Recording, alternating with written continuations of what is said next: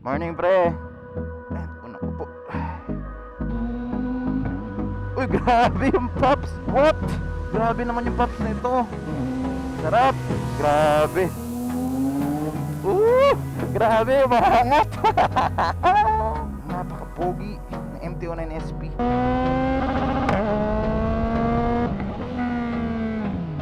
I'm in danger!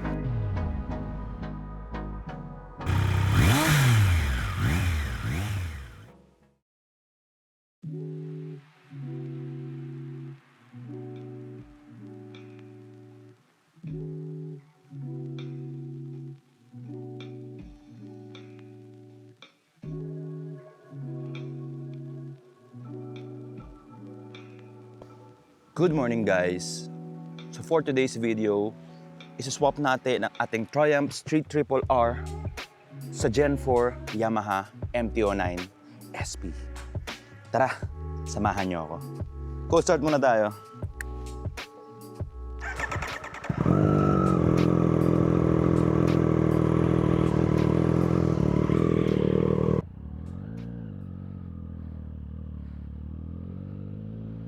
Motolon here, and we are back with another vlog. So for today's video guys, gaya ng sinabi ko, i-swap natin itong ating Triumph Street Triple R sa isang Yamaha MT-09 SP Gen 4. So need lang natin siyang kitain sa Makati, yung tropa natin na makikipag-swap ng motor. Tapos we're all good na. To be honest with you guys, the time is 6:38 and ang meeting time namin is 7 AM. And nasa Alabang pa lang ako, so medyo malayo-layo pa ang ruta. Malayo-layo pa ang ating travel time. Kakayanin yan. Grabe, tayo ko nung di nagmamotor guys. Siguro mga 2 weeks na. Ngayon lang ulit nagkaroon ng chance para magmotor. Kaya nasabi ko sa last vlog ko, iba yung power ng motor guys. Kahit na 765cc lang to, kumpara sa dinadrive ko 2.4 liters na Hilux, malakas pa rin to. It's all in the power to weight ratio, I guess.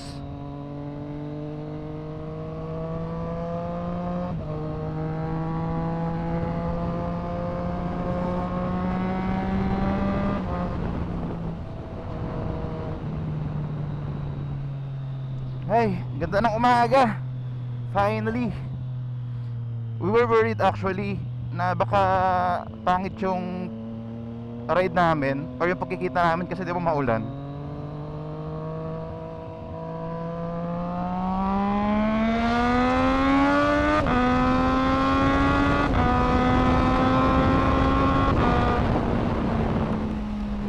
Umuulan for the past few days. Tuloy-tuloy. So nag-worry kami, sabi namin baka mamaya umulan na malakas. So sabi ko, rain or shine. Pag magkikita tayo, rain or shine, para talagang solve. Hindi yung, syempre di ba pag nakikipagkita ka or nag-schedule kayo ng ride or coffee, ano kasi kayo ng oras eh. Syempre naglalaan kayo ng oras doon sa slot nyo. Like, sinasave nyo yung schedule nyo. Eh minsan medyo nakaka-bad trip pagka bigla nakaka-cancel yung ride, kahit na syempre di ba pinagandaan nyo na, natulog kayo na maaga, nagpa-load kayo ng toll. Lagi rain or shine yan. Unless yung rain naging storm. Iba naman yan, pero may iba akong kasama kahit bagyo, okay lang sa kanila. Pero para sa akin, rain or shine, para hindi sayang oras ng lahat.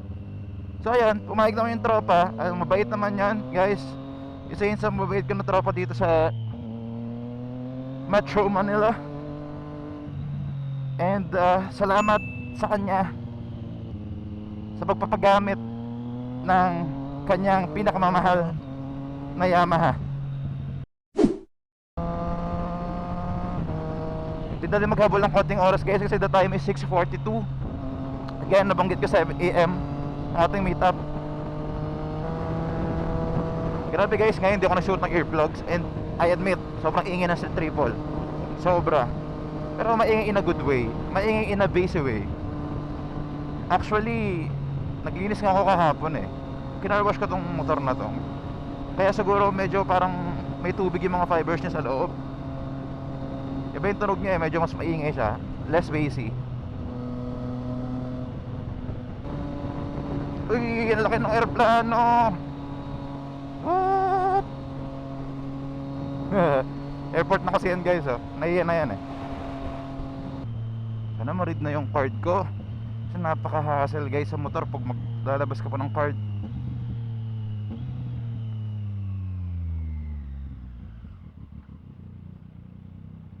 Nice.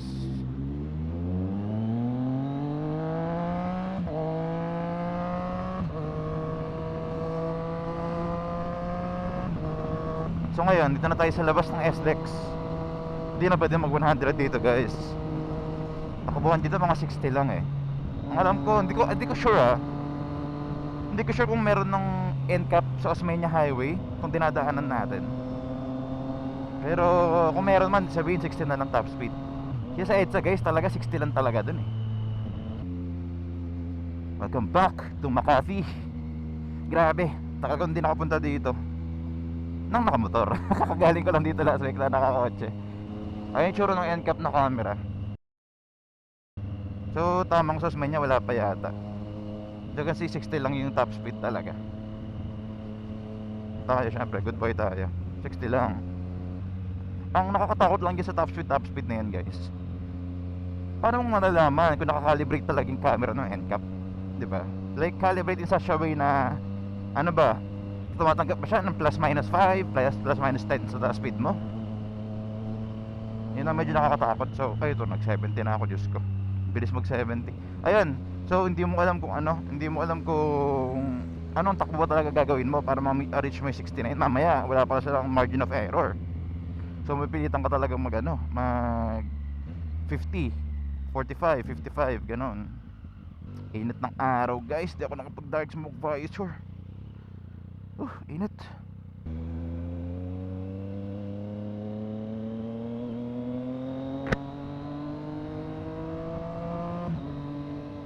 Ganda talaga ng Makati. Pasok mo pa lang no, bungad na agad sa'yo eh. Ano tayo dito?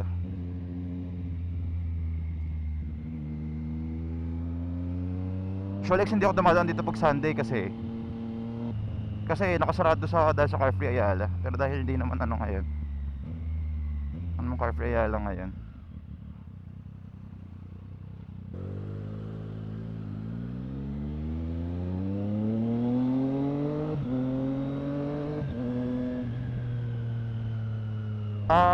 Oh no, wala yatang U-turn slot dito. Naku po, naligaw pa yata ako. Wala pang U-turn dito. Parang nakalagay, pwede siguro mag U-turn. Boss, pwede mag U-turn dito? Pwede mag U-turn? Pwede. Sige ba? Thank you.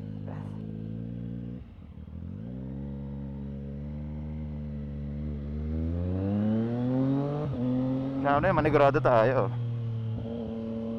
para okay ang lahat. Kasi pag dumiretso tayo dun guys, malalayo tayo eh. Andito na tayo.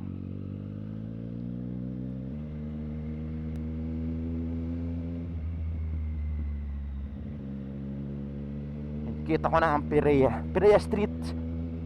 So hindi pa kayo nakakapunta dito sa Pirea guys, highly suggested. Sobrang ganda ng place dito. Ayun na, sa tropa. Morning pre. Saktong 7 ako ah. Saktong sakto.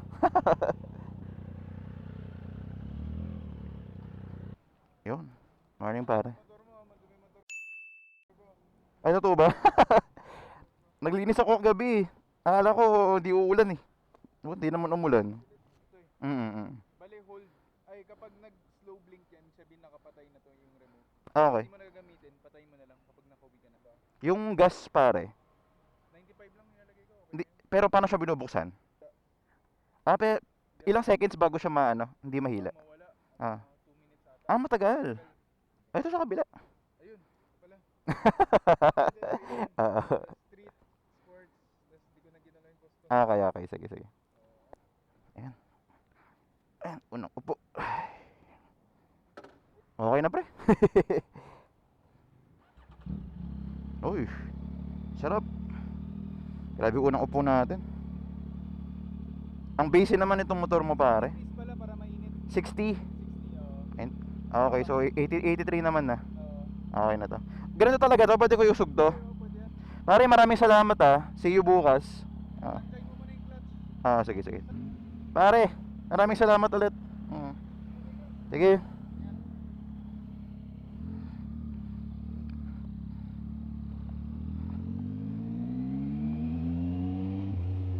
Grabe guys. Maraming salamat kay Moto Jun Lee sa pagpapaswap. Uy, grabe yung pops. What? Grabe naman yung pops nito. Grabe yung pops, what the hell? Grabe guys, ang komportable ng position. Tapos every time I upshift, grabe yung pops sa kanya. Woo! Ito lang yung itsura nito. Ang liit ng wheelbase niya guys. Ang liit ng motor, to be honest with you. Kumpara sa triple, hindi siya maliit na mababa. Maliit siya in in a way na maikli. Yan ang kita ko dito. Yan o. MT-09 tapos sa Ayala. Sarap. Grabe.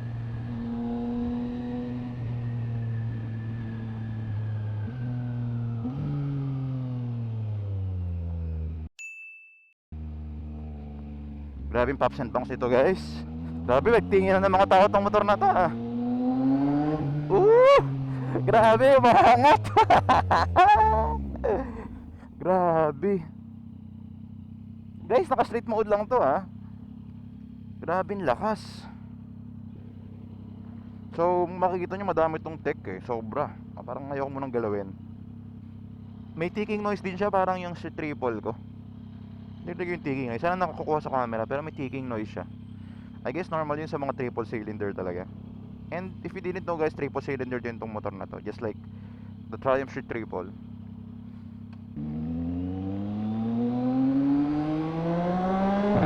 Grabe yung pops ito guys, pa nag-upshift. Oh, grabe. Sobra naman. Woo! Shit! Akala ko maingay na yung pops ng motor ko. Pero grabe yung pops nito. Kaya pala si Moto Jun Lee ay lagi naka dito, naka earplugs. Ingay pala talaga siya.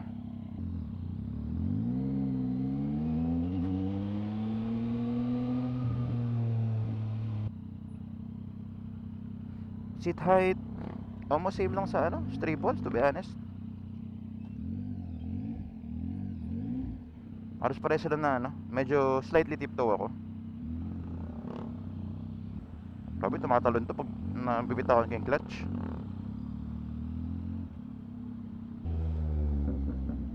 Di naman ako nanibago dun sa niya, sa switch gears niya.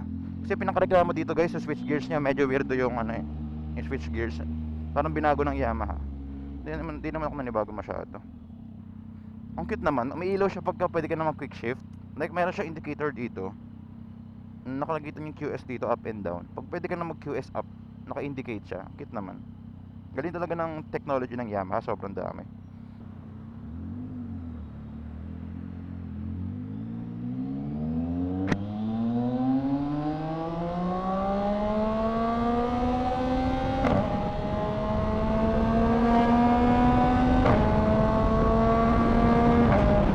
Kaya parang latigo to guys.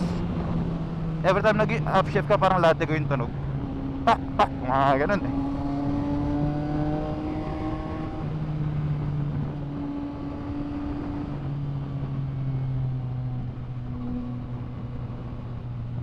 Maganda talaga itakbo ng motor guys pag ang nilalagay nyo exhaust is yung para sa kanya talaga. Hindi custom exhaust nito eh. Ginawa talaga siya ng MIBV. Designed for the MT-09 SP.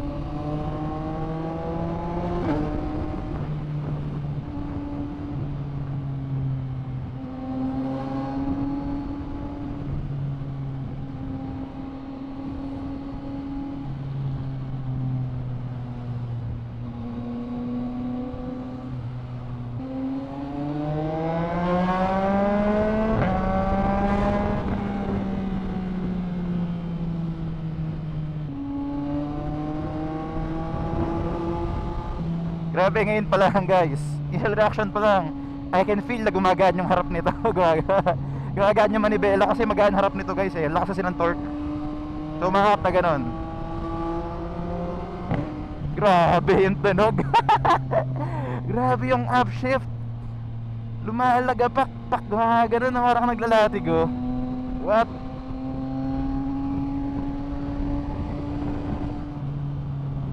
So ito guys itong initial reaction natin sa MT-09 SP Gen 4. Pero syempre, knowing Motolon, gagawa tayo ng full review dito sa motor na to. Kaya abangan nyo yun guys, next video yun. Appreciate muna natin guys ang itsura ng MT-09 SP, the one that got away bike. Yun talaga yung official na name eh, no? Ay, so ito palang MT-09 guys, keyless na to kita nyo. Para ka lang kanagaano ng kalan. Ayan, napaka-pogi na MT-09 SP. Grabe guys, in person mas lalong pogi ito. Hindi ko alam kung nakukuha sa camera kung gano'ng kagwapo tong motor na to eh. Pero in person, grabe, napaka-pogi. Lalong panalo. Picture natin to guys. Pogi, di ba? Grabe tsura. Itong literal na ano guys, na Transformers ang itsura. Saan tatalim pa ng mga features niya. Pero sabi ko sa inyo, ang ikli niya, di ba, kumpara sa Street Triple. Ang ikli ng wheelbase niya. Kaya alam mo talagang umaangat harap nito eh. Siyang ikli eh. Pero talaga siyang ano guys, parang siyang kalan talaga. Sinadya talaga ng Yamaha. Tara.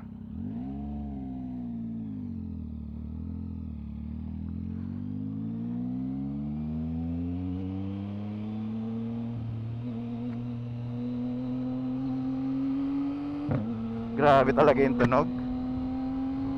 Oh. Grabe yung tunog ng upshifts guys.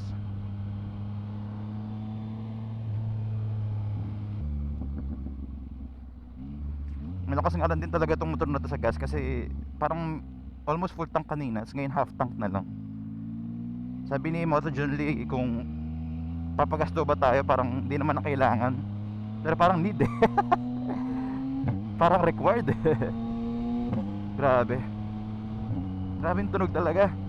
Oh, smooth din ng quick shifter niya guys, parang Street Triple. Sobrang lakas ng torque niya. Tapos ang ganda, sarap ng tunog ng quick shifter. Ang dali yung ibang-ibangin kasi ayan ano kasi to eh, di ba? Ang liit kasi ng wheelbase niya, so sobrang liksi ng motor. Parang muntik-muntik ako mamatayin sa motor na to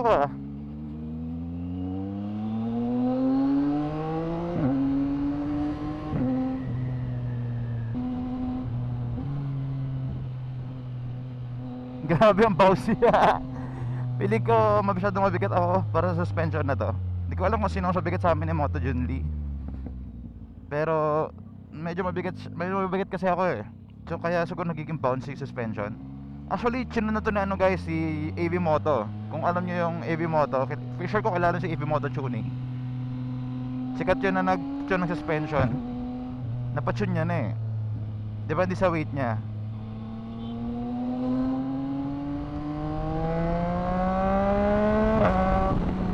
Grabe.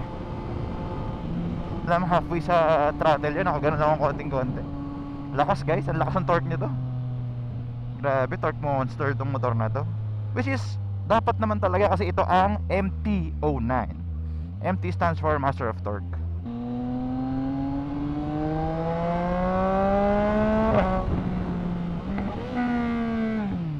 I'm in danger.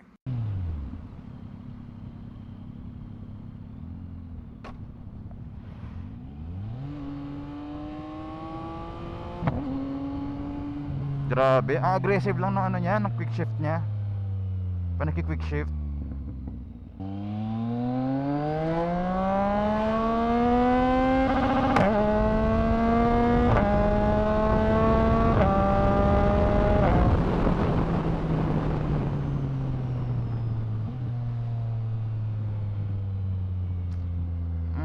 Yung brakes niya, sakto lang yung feel.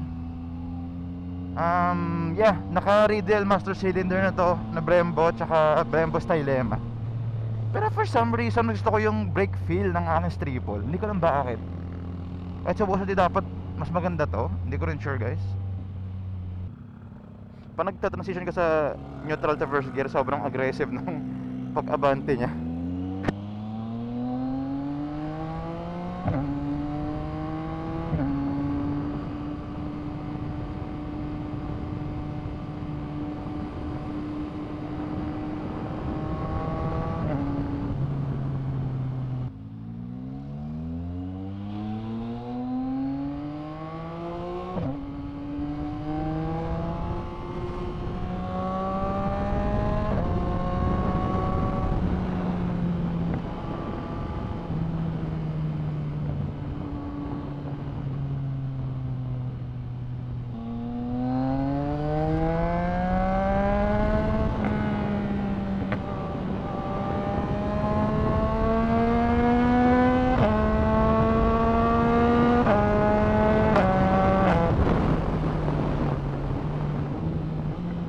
Grabe tingin ng mga tao.